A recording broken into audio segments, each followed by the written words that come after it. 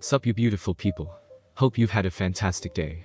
Welcome back to another new episode of What If Naruto Was in the Marvel Universe. If you guys enjoyed this what if, comment down below and let me know. And go ahead and check out other what ifs in the channel after watching this video. Don't forget to subscribe and leave a like, and also share this video with your friends. So now let's start this video. San Francisco, California.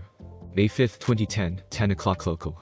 As soon as they arrived at the place Naruto gave Bill to work in, Ava noticed something familiar but peculiar. The room they arrived in is divided into two parts. One covers a tenth of the room, while the other is reserved for the rest. The small room has nothing special about it. The small room has one purpose from what Ava could see: to connect it to the hallway. However, the big room is something special. The big room's covered on all sides by a special glass Ava was familiar with. This is the same glass that covers the quantum energy chamber that provides her some sort of comfort. The only difference is the chamber in S.H.I.E.L.D. has the size of a small room that only has room for a bed. The room Ava is looking at right now is at least 20 times bigger.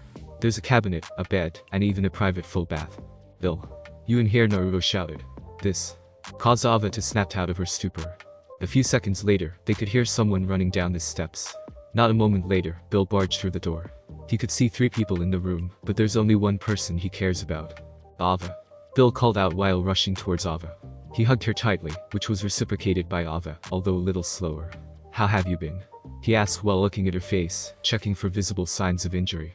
Natasha and Naruto decided to give the two some space. "I'm fine. They didn't have much for me to do while you were gone," Ava answered in a subdued tone. "They mostly tested how long I can stay out of the chamber without a visible decrease in performance. They're basically torturing you," Bill stated. It's not that far from the truth too. Ava's unique condition causes her to have at least a 7 on the pain scale. "No, it's okay," Ava placated, but it was obviously a lie. Naruto decided to step in before the pair's conversation could spiral off into a different topic. "Alright. As much as I want for you guys to catch up, I have an appointment in 4, maybe 5 hours," Naruto stated.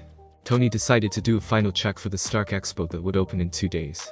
This time, most of the board of directors are present, as well as Pepper and Morgan. That's why he asked for Naruto, the ultimate bodyguard. It would also be the first time Naruto would show up in any Stark Industries executive events. The board directors have all been speculating on who's the guy with the third most number of shares with the company.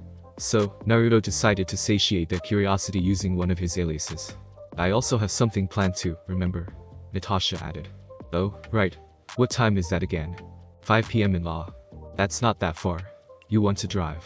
Naruto's statement put on an immediate smile on Natasha's face, as expected of a car lover. And Naruto's car mod satisfied classes, speed freaks, tech, and engineering inclined car enthusiasts alike. "What do you suggest?" "The Bugatti Veyron Super Sport." "Oh, that will do," Natasha commented with obvious interest. Naruto then turned towards Bill and Ava. "Here's what I want Ava to do. She's going to stay inside the chamber until she reaches maximum quantum stability," Naruto said. Ava followed the instruction almost immediately. Even without the possibility of losing her chronic pain after the procedure, she would still get into that chamber, just to relieve the pain temporarily. "You still haven't told me what you're going to do. No details on the procedure or anything. I still don't know how you were able to come up with this so-called procedure," Bill told Naruto with no small amount of doubt. In the past 2 months that Bill has been working with Naruto, they have been quite amicable to each other, even after the admittedly rough first meeting. However, there's just one holdout: Naruto not telling Bill about the procedure. It's understandable, really. Who in the right mind would believe that Naruto will use chakra to deal with the quantum problem? At least Bill would finally know how Naruto would do it. Naruto pulled out a few meals and gave everyone inside the room one. He gave Ava her meal before she enters the chamber. He ignored the questioning look from Ava and Bill, before pushing a button on the console just outside the chamber. This activated the chamber, releasing orange waves. These are concentrated impure quantum energy harvested from the environment. Naruto gestured for everyone to sit down on a chair, and signaled everyone to sit down too. He took a bite of his Hainanese chicken rice meal before starting his lecture. "Tell me, Bill, what can you tell me about dark energy?" "Just a short explanation would do," Naruto said. Bill decided to humor Naruto's inquiry. "Dark energy is an undetectable energy that has only been theorized due to its influence on everything in the observable universe. So, there's an energy, an invisible, undetectable energy, that influenced the universe, am I correct?" Naruto asked. Bill nodded, since it's basically what he just said. "Now, what's your opinion on chakra?" "It's complete hogwash," Bill automatically answered. "See, why is that? Can't it be considered just like dark energy?" "No, since there's no evidence of it whatsoever," Bill replied. He turned towards Natasha when he heard a snort from her. "And who are you?" Agent Natasha Romanov, S.H.I.E.L.D. Bill and Ava immediately went on high alert when they heard Nat's answer. My personal life and work life are different. They don't know everything that's happening when I'm not on active duty. I'm just a girlfriend visiting my boyfriend's work. And I'm just supposed to believe that. Believe it or not, I don't care. Natasha stated with a blank look. Besides, you should hear about what Naruto is going to say. Anyway, Naruto interjected while forming Rasengan in his hand, pulling everyone's attention. This is chakra, or at least an unmodified version of it. At 10% power, this chakra ball can punch through 10 inches of steel no problem. How's that for affecting the universe? Bill involuntarily gulped. Working for S.H.I.E.L.D. has involuntarily given him enough knowledge on weaponry, and 10 inches of steel is pretty hard to get through. At 10% power, he could only imagine the damage at full power. Let's say for a moment that chakra is true. Bill started. What can it do to help Ava? Chakra can do almost everything, from healing a cut to dropping a moon on Earth. You can drop the moon? Naruto raised an eyebrow when Natasha interrupted with her question. Right, I shouldn't even ask. What I'm going to do is force open up Ava's atrophied chakra network by dosing her with my own. I can only dose her safely if there are no interruptions with her chakra network, and I don't want to do it inside the chamber, since it might cause some unknown reaction. Naruto explained. It would be a long process. It would take 10 years before we could move on to the next step with the old chamber, but with the upgraded chamber and 45 minutes of molecular stability, that exponentially decreased the time frame to 2 months at most. If it were only 30 minutes, then it would take 5 months. What would that do exactly? Bill let out. Increase physical attributes, including pain tolerance, but that is just a stepping stone. Naruto answered. The next thing is mixing nature chakra to her system in small amounts. This can only be done while if there are sufficient amounts of normal chakra in her system. If there's an imbalance, Ava would slowly turn into stone. He noticed Natasha took a deep breath, but he continued anyway. He would talk to her later. Nature chakra should anchor her somewhat to one reality. The effect would be somewhat similar to the chamber, although a little less effective. Ava is listening in on the conversation. Although she doesn't understand a lot of the mechanics they're talking about, but there's one thing she could understand: less pain. It's more than enough to work through the procedure. We're going to begin the first session after the chamber has run a cycle. In the meantime, Nat and I are going to be upstairs. You two catch up. Naruto said before pulling Nat with him out of the room. Q ship. April 20th, 2010. A few jump points away from the Nova Empire's border in a peculiar ship, two figures are looking over one bound man. The two figures are members of one of the most feared warmonger groups in the known universe, the Black Order. Called Obsidian is a massive reptilian humanoid. At least 12 feet in height with brownish-black skin. He usually carries an 8-foot-tall, 7-foot-long, two-headed pickaxe connected to his hand by a chain. His expertise in using his unique pickaxe, an enormous amount of strength, and an unusually high amount of agility, enable him to mow down battalions of soldiers. This tank of the Black Order would be the perfect soldier if not for his admittedly low IQ. To fix this problem, Cull Obsidian is partnered with the second sharpest mind of the Black Order, Ebony Maw. Maw is a 7-foot-tall humanoid with white hair and pale gray skin. One of his distinguishing figures is the lack of a nose protrusion. Just like any member of the Black Order, he has one specialty: his overwhelming ability in telekinesis and magic makes him a very formidable long-range fighter and moving battery. Ebony Maw's usual job is to announce the culling, but he does other things too, and this task is something special. In his hand is a special staff that holds one of the most powerful objects in the universe, the Mind Stone. Just like the other Infinity Stones, the Mind Stone controls one aspect of reality. The Mind Stone holds the power to control and connect every aspect of the mind. From the most primitive all the way to the most complex minds, singular to hive. The Mind Stone itself is the cornerstone for upgrading two of their armies. One was transformed into a hive-minded conquering army, while the other is an instinctual berserker-like army. However, this task is a lot easier than changing the mind of an entire species. They just need to flip the mind of one person. Loki Ottensen, or what he just recently found out, Wolfisen, is a 6,000-year-old magically modified frost giant who originally has blue skin with white markings and red eyes. However, a simple concealment changed his appearance to Caucasian-colored skin and black eyes. The Norse god of trickery and mischief is a master of Asgardian magic, illusions, shape-shifting, and short-blade combat. His main strategy in active combat is to use misdirection to cause chaos and confusion, before striking at a critical moment. However, his ability lies in infiltration and descent missions. Jobs that don't require him to dirty his hands, just cause the collapse of an organized system. Asgardian, such proud people. Ebony Maw started while floating on top of Loki. So easy to predict. Loki mumbled something, but his mouth is covered by a mouth cover. Maw waved his hand causing the cover to come off. Oh, you've made a big mistake coming after me. The Asgardian army would come down on you mongrels like waves on a beach. Loki stated in a tightly controlled rage. Oh yes, the all-seeing gatekeeper of Asgard and the Bifrost. Just imagine what a device like the Bifrost can do for our cause. The ability to travel in and out almost everywhere near instantaneously is just something we could never hope to replicate. Moore replied, brushing off the threat. But, your all-seeing gatekeeper can't see everything, can he, and you know it. Otherwise, you won't be able to sneak out of Asgard anytime you want. I figured out how to place a veil over the all-seeing eye of Asgard. Loki gulped involuntarily when he heard Maw's statement. Not many are capable of hiding from the gatekeeper's eyes. The only reason he could do it was due to the shadows formed by Yggdrasil to the primitive portals of Asgard. Without any support, he could only think of a way to get out of his predicament. His strength comes from his mind and his magic, and with him being completely tied up with magic negating binds. The only thing he could do is talk his way out of his situation, which he's pretty good at doing. Alright, let's take this slowly and talk it out. Loki said slowly after he focused himself again. What do you need from me? Money. Information. Nothing as crude as that. No. No. No. Moore replied like he's talking to a child. We want your mind. My mind. So it's information. You know, even if you know everything about Asgard, you can't take it down. Loki answered. We can take down Asgard, although with considerable damage to our forces. Maw said through gritted teeth. But we don't have to do anything if we got you. You don't expect me to betray my family, do you? We don't expect you to. We know you do. Maw slowly moved the staff he's holding towards Loki's chest. Loki tried to free himself from his bind to no avail. The moment the staff made contact, Loki could feel an overwhelming amount of energy trying to invade his brain. He placed as much energy to protecting his mind, but it was all for naught. The power of the stone is just too much for anyone. Loki's eyes turned into a weird light blue shade before it returned back to black, probably due to the passive concealment. With another wave of Maw's hand, Loki suddenly lost his consciousness and his binding removed. Maw turned towards Obsidian. Bring him back to where we found him. Just drop him there. Maw ordered. Obsidian grabbed hold onto Loki's leg and dragged him out of the room. Maw waited for the door to be locked before pushing a button on the dashboard. Father, we have just released the Asgardian. Maw stated with absolute reverence. Good. A deep voice replied. We can finally remove the thorn on our side. There are only two armies that could ever hope to hold us back, and one to defeat us.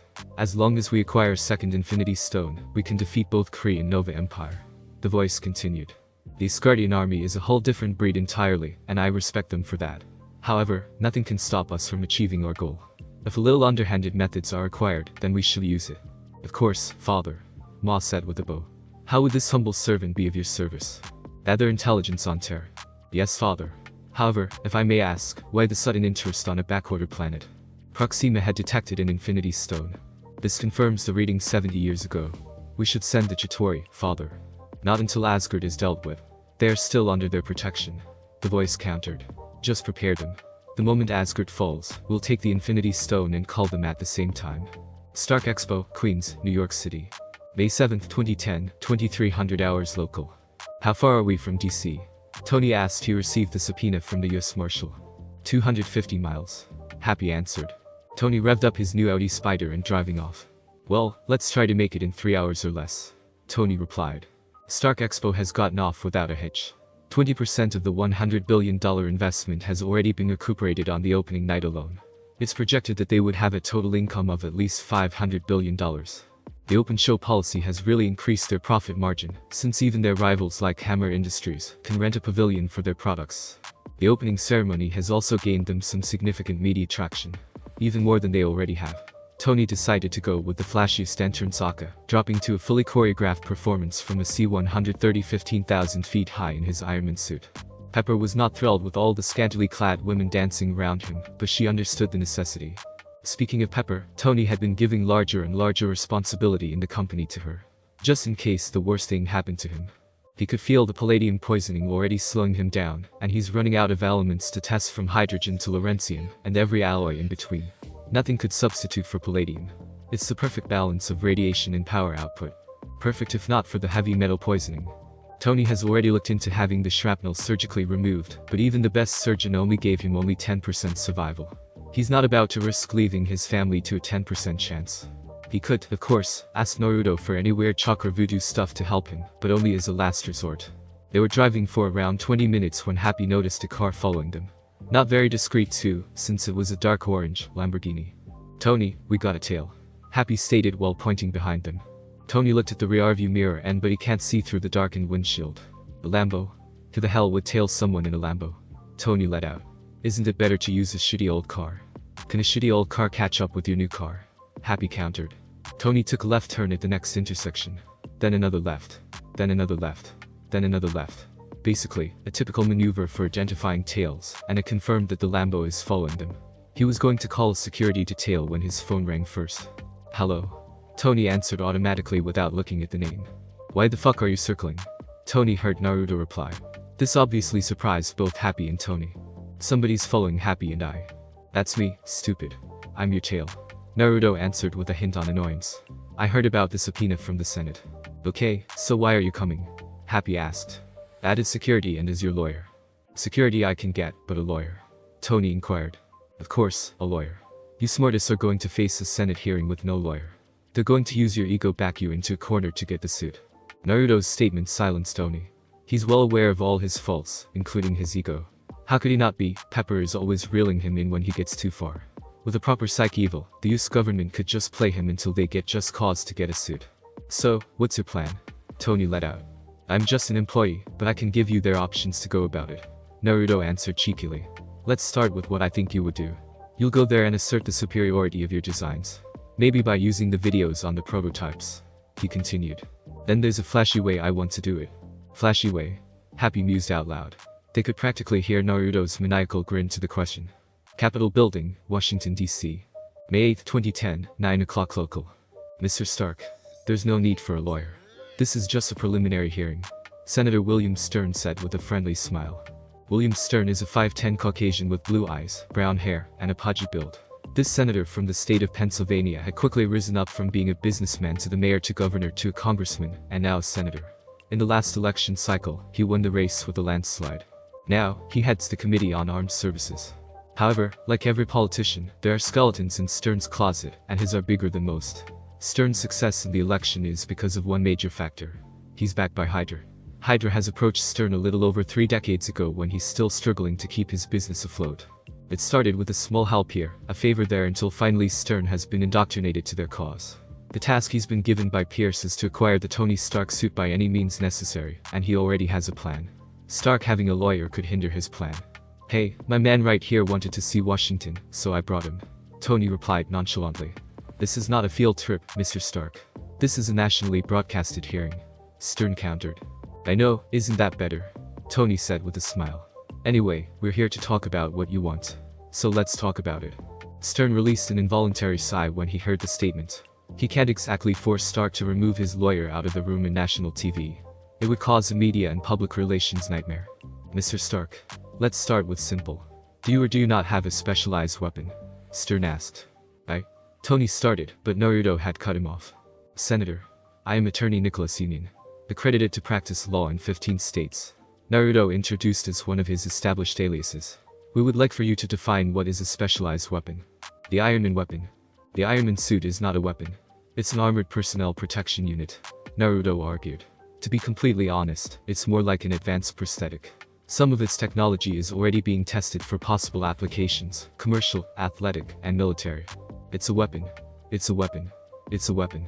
Stern said rapidly, obviously losing his cool. My task is to acquire the Iron Man weapon for the people of the United States of America. We can have our weapon specialist, Justin Hammer. As soon as Stern said his name, Justin Hammer walked in from a side door wearing a gray suit. If you look at him closely. I want it placed on record that I saw Justin Hammer walk in, but I don't see any specialist. Tony commented, causing everyone inside the room. Absolutely. I'm no expert. I defer to you, Anthony. Justin went on and on about a lot of stuff. Naruto and Tony just tuned him off until they heard something important. Howard Stark. Naruto leaned in towards Tony. Don't lose your cool with something as simple as that.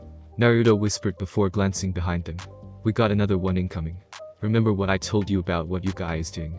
He added while opening up his briefcase and pulling out 2 folders. Tony immediately understood what Naruto is talking about, so Tony fixed up his suite.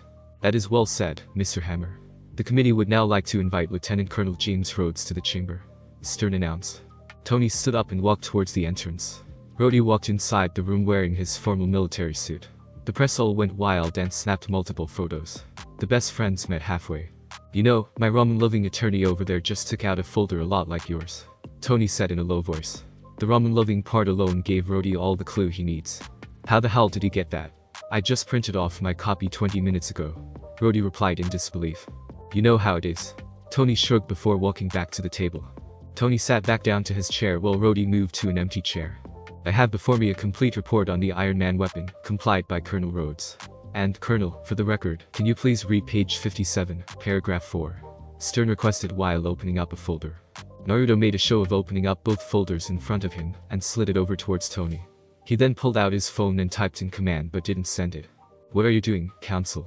Stern asked when he noticed Naruto's action. Just looking at what you're looking, Senator. Naruto answered. How'd you get that? That's classified. No, it's not, Senator. It uploaded on the Senate website last night. Naruto replied with an innocent look. Last night in a hotel, Naruto had Jarvis hacked into the US Senate website and uploaded the file as a public document from one of Stern's Hydra assistants. He made sure to instruct Jarvis to make it look like an accidental upload. Everyone inside the room opened up their phones and laptop to open up the file Naruto talked about. Every news website is probably going to open up the file. Naruto had to stop himself from laughing out loud when he saw Stern's face turning pale. Rhodey figured that he should just go on with Stern's request and let Naruto handle this stuff, since it looks like Tony and Naruto has a plan. Page 57, paragraph 4. Rhodey started. As he does not operate within any definable branch of government, Iron Man presents a potential threat to the security of both the nation and to her interests. Senator, if we are going to select only a few parts of the report, then we should discard everything. We can't have one part of the report being right and the other being wrong. Naruto stated. The audience looked like they agreed with his statements. Colonel Rhodes, please continue. Another senator, McKinney, jumped the gun. Stern gave McKinney a nasty side glance. Rhodey smiled before continuing with the request he's more amiable with. However, the benefits would far outweigh the liabilities of folding Iron Man into an existing chain of command. Rhodey continued. I'm not a joiner, but I'll take Secretary of Defense if I have to. Tony joked, causing a round of laughter to break out. We can amend the hours a little bit. Colonel Rhodes, I'd like to go on and show, if I may, the imagery that's connected to your report. Stern tried to get his plan together. Rhodey shared a glance with Tony and Naruto, but they just gave him a subtle nod. He stood up and walked towards the television and took the remote. Intelligence suggests that the devices seen in these photos are, in fact, attempts at making manned copies of Mr. Stark's suit. This has been corroborated by our allies and local intelligence on the ground, indicating that these suits are quite possibly, at this moment, operational. Rhodey reported. We have evidence of the contrary, and ours are a little more recent. We could show it here or at the media, wherever's more convenient, Senator. Naruto said with a smile. That's classified documents. We can have you arrested for disclosing that information. Stern exclaimed. So, you know that report is false, and you'll just roll with it. Good to know, Senator. Naruto replied with a shrug, camera flashing all around. Tony took out his smartphone prototype and aimed it at the television. After a few taps and commands, a series of coding lines showed up at the television Rhodey is using. Boy, I'm good. I commandeered your screens. I need them. Time for a little transparency. Now, let's see what's really going on. Tony let out. What are you doing? Stern asked, worried about what would happen next. HD video of several testing and experimentation on prototype suits opened up. Tony got the footages from Naruto last night. Before this, he would use intercepted video feeds too. If you will direct your attention to said screens, I believe that's North Korea. Tony started his presentation. Stern ordered for someone to turn the TV off, so Hammer stood up. Iran, Russia, China, and would you look at that, Justin Hammer. The video showed a bulky suit connected by wires, suddenly turning its body around 180 degrees. Oh, that's got to hurt. Yeah, I'd say most countries, 5-10 years away. Hammer Industries, 20. Dustin finally thought of pulling the plug, effectively turning off the TV, before rushing towards his microphone. I want it to be known that the pilot survived. The media are going crazy about what's happening. It's obvious that Stern would do anything to have his hand on the suit. We don't have to go all through the soups. Mr. Stark has agreed to provide an older generation Iron Man suit with a few concessions, of course. Naruto said while pulling something out from his briefcase. What makes you think we couldn't just arrest you and force you to hand over the Iron Man weapon? Stern countered. Because the US government will lose all access with Stark Industries services, while the company itself would change its main base of operations to Canada. Naruto answered while lifting up a 30-page contract. This is the General Sales and Services Agreement between USA and Stark Industries, signed 2 weeks after Mr. Stark continued the contracts. Article 17 was added on the insistence of US government. He continued. They felt like they needed to increase their hold on the company, since some operations have been moved out of the country for diversification purposes. Of course, being the patriotic person he is, Mr. Stark has agreed with this admittedly constrictive contract. They wanted 60% of all weapon and related services to be sold to the US government alone from 40%. He stated. However, the US government can't take up all of our products, so we added a few clauses of our own. First of which is that we can invoke Article 12 on all existing sales and service contract if any of our conditions aren't met. Article 12 states that we can cancel all sales order and maintenance jobs, alongside the immediate payment of violation fee, if any of the conditions are met. These conditions are set on Article 12 of the General Sales and Services Agreement, and now, Article 17. Wait, Article 17 has only one condition. They could break contracts on Stark Industries' discretion if they prove that if an action severely impacts the company. A senator stated. Exactly. The Ironman suit is already classified as a proprietary knowledge for the Stark Industries. If the US government takes the suit without going through us, we could lose as much as $1 trillion on the technology alone. Not to mention on actual profit lose. We would need to lay off as much as 100,000 people in the US alone, and that is if we cut everyone's pay and benefits. Naruto replied. I'm not so sure how the board of directors would react if they hear that they would lose as much as 20% of their income. Almost everyone who's even in the same planet as Tony's net worth understands that rich guys tend to frown upon losing money. Hammer would have been ecstatic with the prospect of stepping in with the vacuum Stark Industries would leave behind, but one simple problem keeps him from being completely ecstatic. As stupid as the US government is, the US military higher-ups are even more so. 70% of the US defensive network is anchored to Stark Industries. Ever since Stark proved that their proprietary algorithm is their best bet on protecting the country, Hammer Industries are just not capable of handling all of it. What are these conditions? Senator McKinney asked. I'm glad you asked, Senator. Tony said cheerfully. I just want 3 small things. Only I could do maintenance and usage of the suit alongside a small group from the military to oversee. When not in use, the suit can only be placed in one of my facilities. The generals present would grumble for a while, but they know that it would be easier for them to outsource the suit. However, Stern could feel his plan slipping away. Finally, I would like for Senator Stern to step down as chairman of this committee. That's not happening. Stern replied through gritted teeth before slamming down his gavel. Fuck you, Mr. Stark. Fuck you, buddy. We're adjourned. We're adjourned for today. Four Seasons Hotel, Washington, D.C. May 8, 2010, 12 o'clock local.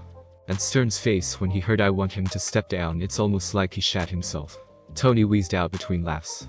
Naruto was in front of Tony, laughing his guts out too. Rody is at one corner of the room, trying to hide his laughter.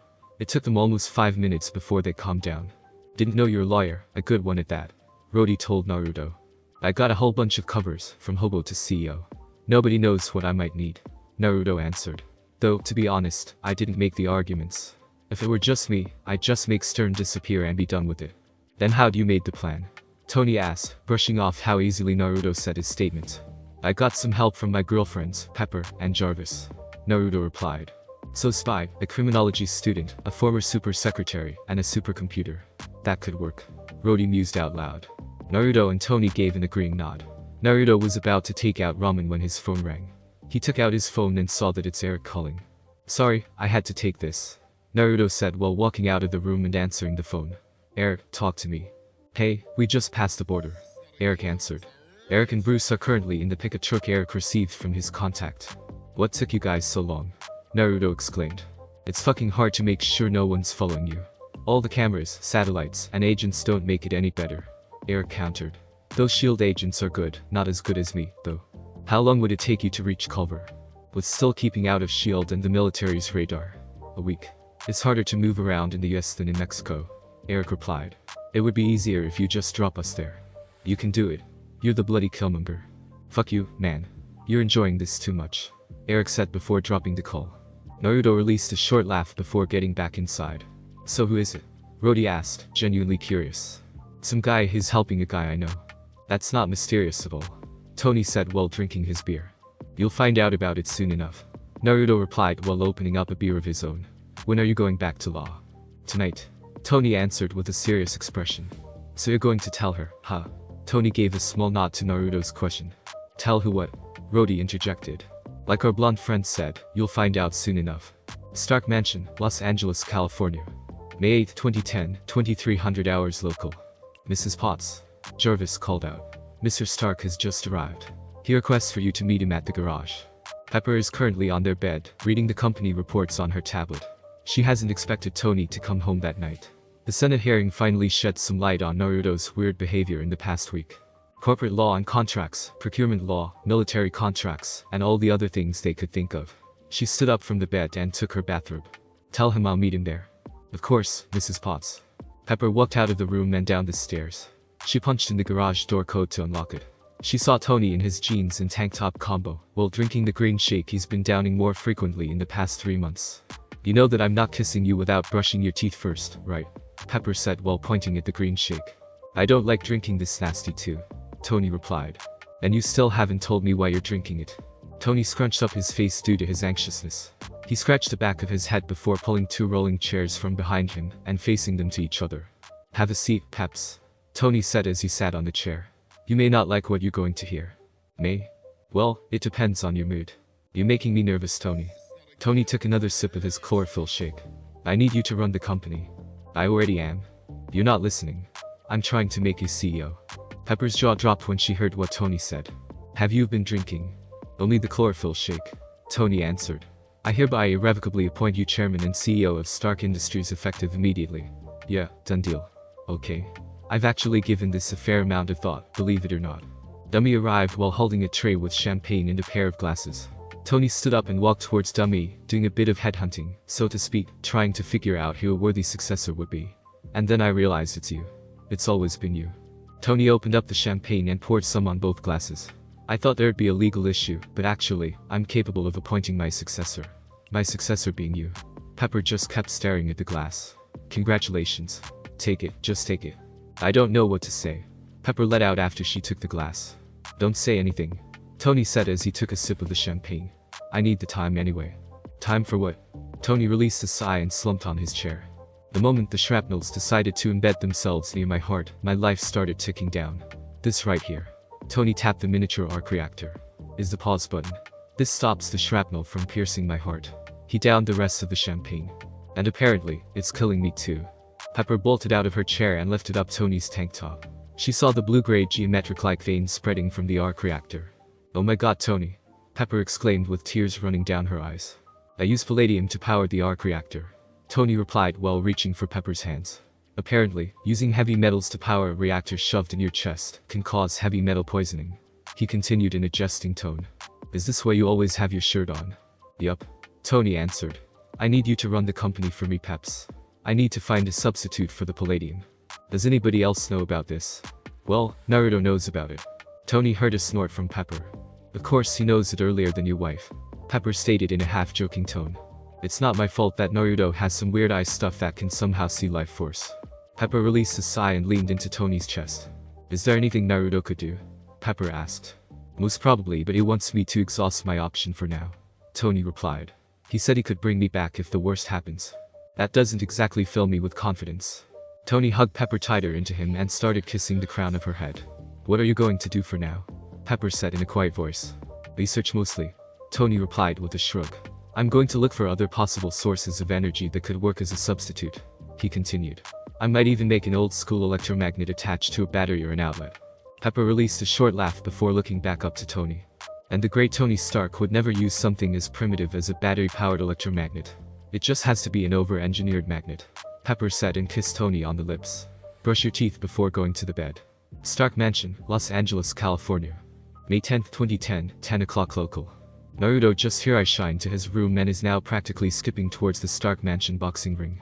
Tony had texted Naruto that Happy has somehow talked him into a boxing session.